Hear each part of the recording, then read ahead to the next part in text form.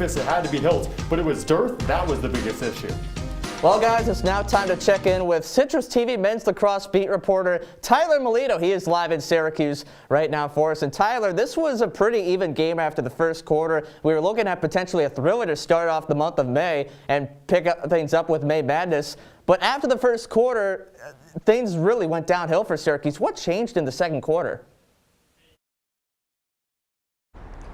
Well, Eric, what changed in the second quarter was, 10 goals to 3. That was the number between Notre Dame to Syracuse. 21 shots for Notre Dame, 6 for Syracuse.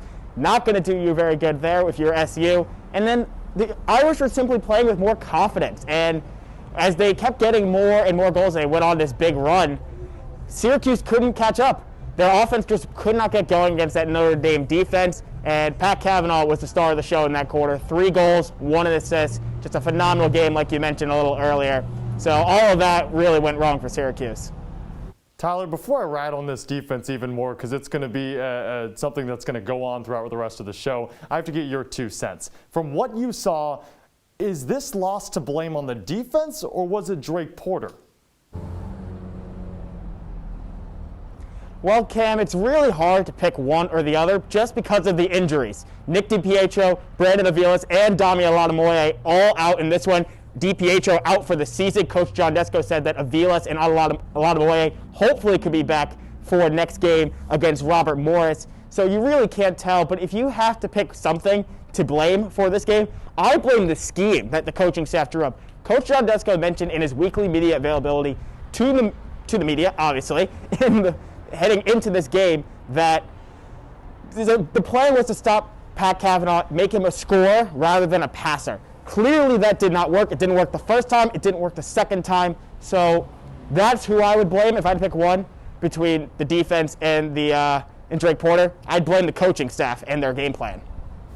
Tyler, first of all, I like the sweater. And now second, obviously this team has plenty of potential on both sides of the ball. But after a poor offensive performance heading into the tournament, who does Syracuse look to as their #1 threat on the offensive side of the ball?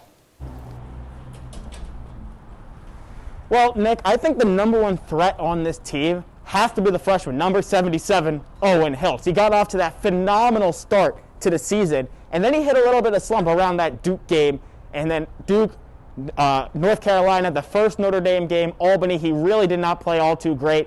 And then he had that bounce-back game against Virginia last week. He had 2 goals in this one. This guy could change the dynamic of the game, just with his passing ability, finding open teammates from his experience in box lacrosse in Canada, and he also can get a shot off from anywhere, as we saw this afternoon. So Owen Hiltz is the guy who needs to be the #1 option for this team as they head into Robert Morris next week, head into the NCAA tournament, hopefully, and even in the future, after the season, because a lot of these guys, Stephen Rafis, Jamie Trimboli, they're all going to be leaving soon. And we still don't know what's going to happen with Chase Scanlon, if how long he'll be on the team after this season. So Owen Hiltz has got to be the guy for this season and the rest of the seasons during his time in SEO.